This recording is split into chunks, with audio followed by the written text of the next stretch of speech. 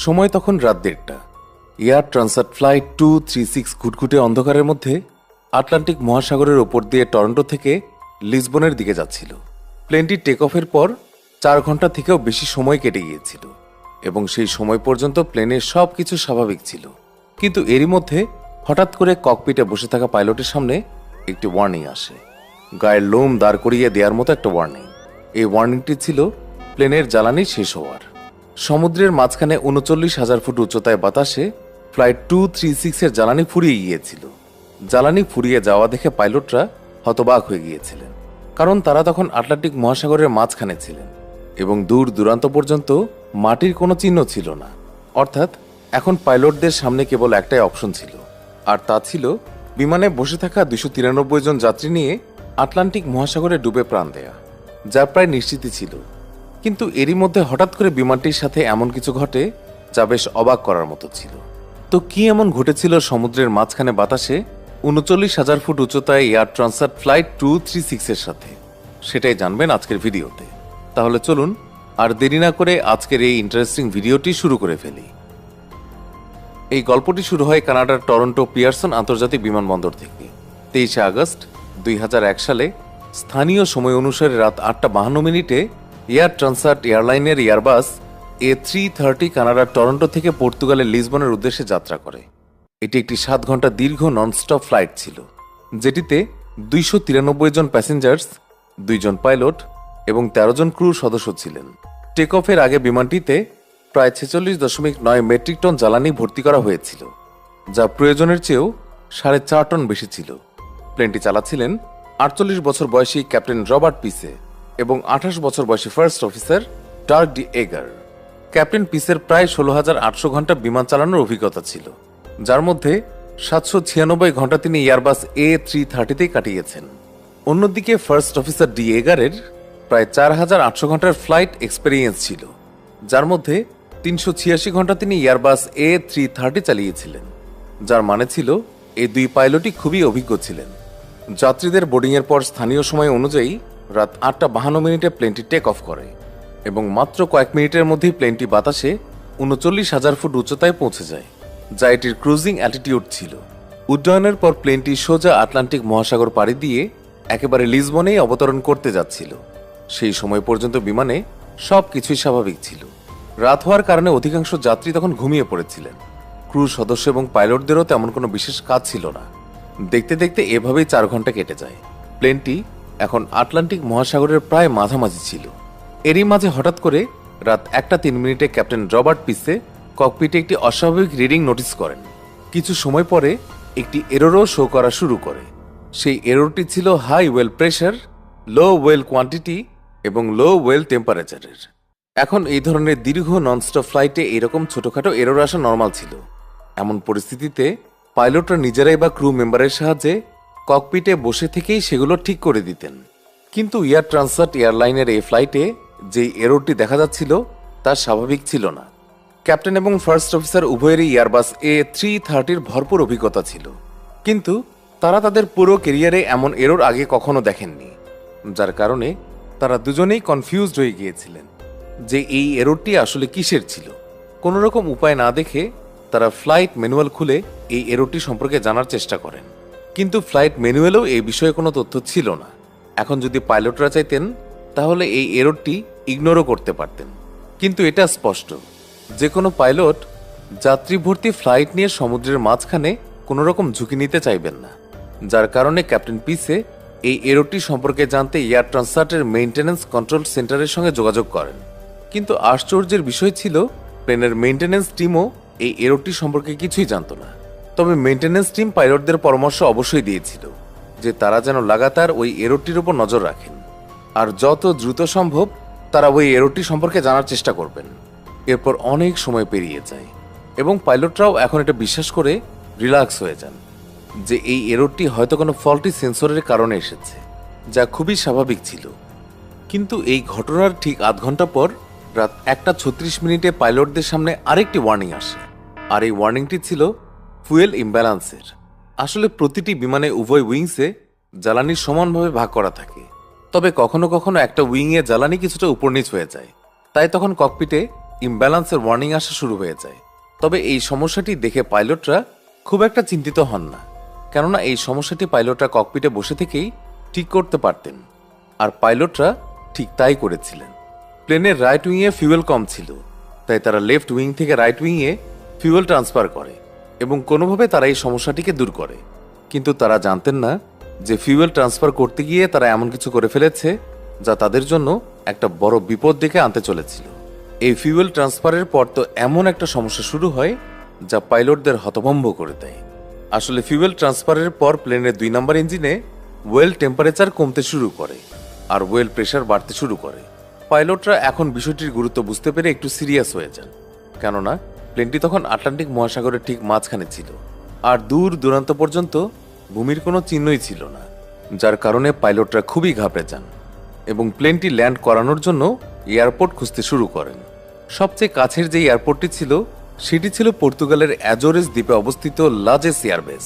পাইলটরা অবিলম্বে এয়ারপোর্ট কর্তৃপক্ষের সঙ্গে যোগাযোগ করেন এবং ইমার্জেন্সি ল্যান্ডিংয়ের অনুমতি চান।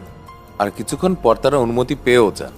এরপর তারা আর দেরি না করে দ্রুত বিমানটিকে অ্যাজোরেসের দিকে ঘুরিয়ে ফেলেন। কিন্তু এরই মধ্যে ক্যাপ্টেন পিসে জানতে পারেন যে প্লেন থেকে প্রতি সেকেন্ডে 1 গ্যালন করে ফুয়েল কমে যাচ্ছে আর এখন তাদের কাছে মাত্র 7 টন ফিউয়েলই অবশিষ্ট আছে, যা দিয়ে প্লেনটি এখন আর মাত্র আধ ঘন্টায় উঠতে পারবে। আর লাজেস এয়ারপোর্ট এখনও তাদের থেকে 280 কিলোমিটার দূরে, অর্থাৎ তাদের কাছে এখন লাজেস পর্যন্ত পৌঁছানোর ফুয়েলও ছিল না। তারপরেও তারা হার না মেনে কোনোভাবে লাজেস পৌঁছানোর চেষ্টা করেন। কিন্তু এই পরিস্থিতি তখন আরও বেশি খারাপ হয়ে যায় যখন রাত 2:13 প্লেনের রাইট উইং এর 2 নম্বর ইঞ্জিনে আগুন লেগে যায়। আর এই দৃশ্য দেখে পাইলটের জ্ঞান হারানোর মতো অবস্থা হয়ে যায়, কেননা প্লেনে এখন মাত্র একটা ইঞ্জিনই অবশিষ্ট ছিল আর সেটিতেও খুব কম জ্বালানি বেঁচে ছিল। তবে যাই হোক, বাস্তবতা তো এটাই ছিল যে ওই একটি ইঞ্জিনই এখন প্লেনের শেষ সাপোর্ট ছিল। প্লেন এখন এক ইঞ্জিনে উড়ানোর জন্য ক্যাপ্টেন পিসে প্লেনটিকে 39,000 ফুট উচ্চতা থেকে 33,000 ফুট উচ্চতায় নিয়ে আসেন। জ্বালানি তখনও দ্রুত বেগে কমে যাচ্ছিল। পাইলটরা মনে করেছিলেন যে কোথাও কোনো লিকেজ হয়েছে হয়তো, তাই তারা সেই লিকেজটি খুঁজে বের করার চেষ্টা করেন, কিন্তু অন্ধকারের কারণে তারা সেটিকে খুঁজে পাননি। এরই মধ্যে প্লেনের মেইনটেন্যান্স ইউনিট তাদের সঙ্গে যোগাযোগ করে এবং তাদের পরামর্শ দেয় যে প্লেনটি 33,000 ফুট উচ্চতা থেকে 20,000 ফুট উচ্চতায় নিয়ে আসতে, যাতে কোথাও কোনো লিকেজ থাকলে সেটাও শনাক্ত করা যেতে পারে। কিন্তু পাইলটরা এখন এই ধরনের ঝুঁকি নিতে পারছিলেন না, কেননা প্লেনটি যদি একবারে এত নিচে নেমে যেত আর লিকেজও শনাক্ত করা সম্ভব না হতো, তারপর তারা চাইলেও আর সেই উচ্চতায় ফিরে যেতে পারতেন না এবং তাদের বাধ্য হয়ে প্লেনটি সমুদ্রে ল্যান্ড করাতে হতো আর সাথে সাথেই পুরো প্লেনটি সমুদ্রে তলিয়ে যেত। তাই পাইলটরা মেইনটেন্যান্স ইউনিটের কথা মানতে পারেননি এবং কোনো প্রকার ঝুঁকি না নিয়ে তারা 33,000 ফুট উচ্চতায় থেকে যান, কেননা পাইলটদের বিশ্বাস ছিল যে তারা এক ইঞ্জিনের জোরেই লাজেস এয়ারবেস পর্যন্ত পৌঁছাতে পারবে। অন্যদিকে বিমান কর্তৃপক্ষ রানওয়েতে পুরো প্রস্তুতি নিয়ে রেখেছিলেন যাতে প্লেনটি ল্যান্ডিংয়ের সময় কোনো রকমের ঝুঁকি না থাকে। প্লেনটি এখন ধীরে ধীরে লাজেস এয়ারপোর্টের দিকে এগিয়ে যাচ্ছিল। ঠিক সেই সময় প্লেনের 1 নম্বর ইঞ্জিনেও আগুন লেগে যায়। সেই সাথে তখন এটাও নিশ্চিত হয়ে যায় যে প্লেনে কোথাও না কোথাও লিকেজ অবশ্যই রয়েছে। কিন্তু এখন নিশ্চিত হয়েও কোনো লাভ ছিল না, কেননা প্লেনের 2টি ইঞ্জিনই এখন নষ্ট। ইঞ্জিন নষ্ট হয়ে যাওয়ার সাথে সাথেই পুরো প্লেনের ইলেকট্রিসিটি সাপ্লাই বন্ধ হয়ে যায়। এর ফলে প্লেনে থাকা সমস্ত যাত্রীরা খুবই ভয় পেয়ে যায়। তবে র্যাম এয়ার টারবাইনের সাহায্যে ককপিটে তখনও ততটুকু ইলেকট্রিসিটি তো ছিল যা দিয়ে প্রয়োজনীয় ইকুইপমেন্ট চলতে পারে। প্লেনটি এখন 33,000 ফুট উচ্চতা থেকে 30,000 ফুট উচ্চতায় নেমে পড়েছিল আর এখন প্লেন গ্লাইডিং করতে শুরু করেছিল। এখানে প্লেন গ্লাইড করার মানে আমরা বোঝাতে চাচ্ছি যে কোনো প্লেন যখন কোনো ভার্টিক্যাল ডিস্টেন্স কভার করে তখন একই রেশিওতে সেটি হরাইজন্টাল ডিস্টেন্সও কভার করে আর প্রতিটি প্লেনের নিজস্ব একটি গ্লাইড রেশিও থাকে। সেই হিসেবে এয়ারবাস A330 গ্লাইড রেশিও ছিল 15:1, অর্থাৎ এই প্লেনটি প্রতি 15 ফুট এগিয়ে গিয়ে 1 ফুট করে নিচে নামে। আর এখন লাজেস এয়ারপোর্ট আর প্লেনের দূরত্ব মাত্র 121 কিলোমিটারই বেঁচে ছিল, যা গ্লাইডিং করে কভার করা সম্ভব ছিল। কিন্তু ঠিক সেই সময় পাইলটদের সামনে আরও একটি সমস্যা এসে হাজির হয়। প্লেনটি গ্লাইড করতে করতে অ্যাজোরেস দ্বীপের এত কাছে পৌঁছে গিয়েছিল যে এখন প্লেন আর দ্বীপের মধ্যে মাত্র 15 কিলোমিটার দূরত্বই বেঁচে ছিল। কিন্তু সমস্যা ছিল যে প্লেনটি তখনও 20,000 ফুট উচ্চতায় ছিল, আর যদি এত উচ্চতা থেকে পাইলট বিমানটিকে ল্যান্ড করানোর চেষ্টা করতেন তাহলে বিমানটি ক্র্যাশ ল্যান্ডিংয়ের অনেক বেশি সম্ভাবনা থাকত, যার কারণে পাইলট এয়ার ট্রাফিক কন্ট্রোলের সঙ্গে যোগাযোগ করেন। এয়ার ট্রাফিক কন্ট্রোল পাইলটকে ল্যান্ডিংয়ের আগে একটি 360 ডিগ্রি পারফর্ম করার পরামর্শ দেয়, আর পাইলট ঠিক তাই করেন।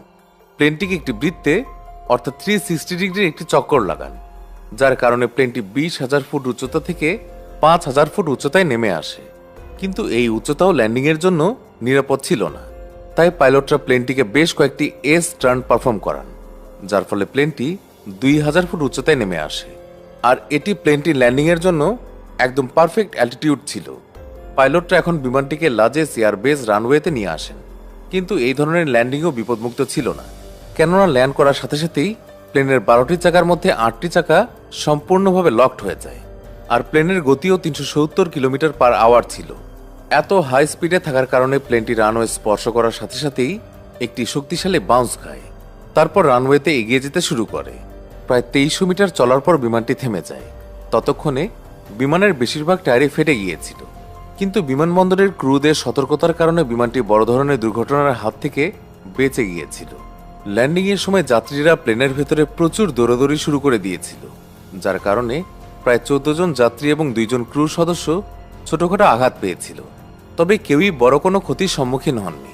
পরবর্তীকালে এয়ার ট্রান্সাট এয়ারলাইনের ফ্লাইট 236 ইঞ্জিন ছাড়াই পৃথিবীর ইতিহাসের সবচেয়ে লম্বা দূরত্ব 121 কিলোমিটার পর্যন্ত গ্লাইড করা প্রথম প্লেন হয়ে উঠেছিল, তাই এটিকে অ্যাজোরেস গ্লাইডারও বলা হয়। ঘটনার পর পর্তুগিজ অ্যাভিয়েশন ইনভেস্টিগেশন ডিপার্টমেন্ট বা জিপিআইএ তদন্ত করে জানতে পারে যে টেক অফের আগে মেইনটেনেন্স কর্মীরা প্লেনের হাইড্রোলিক সিস্টেমে একটি ভুল পার্ট ইনস্টল করে দিয়েছিলেন, যার কারণে টেক অফের কিছুক্ষণ পরেই সেই পার্টটি নষ্ট হয়ে যায় এবং ফিউয়েল লিকেজ শুরু হয়ে যায়, যার কারণে প্লেনের 2টি ইঞ্জিনই পুড়ে যায়। এই ঘটনায় এয়ার ট্রান্সফারও দোষী ছিল, তাই কানাডিয়ান সরকার কোম্পানিটির উপর আনুমানিক $2,50,000 কানাডিয়ান জরিমানা লাগায় এবং এয়ারবাসও ভবিষ্যতে তাদের সমস্ত প্লেনে প্রয়োজনীয় পরিবর্তন আনে, যাতে আগামী সময়ে এই ধরনের সমস্যার সম্মুখীন আর হতে না হয়। তো বন্ধুরা, এই ছিল আজকের ভিডিওটি আপনাদের কাছে কেমন লাগলো তা আমাদেরকে কমেন্ট করে অবশ্যই জানাবেন। ভালো লেগে থাকলে অবশ্যই একটি লাইক করবেন। নিয়মিত এরকম ইন্টারেস্টিং এবং ইনফরমেটিভ ভিডিও দেখতে আমাদের অদ্ভুত বাংলা চ্যানেলটিকে এখনই সাবস্ক্রাইব করে রাখুন। ধন্যবাদ সবাইকে।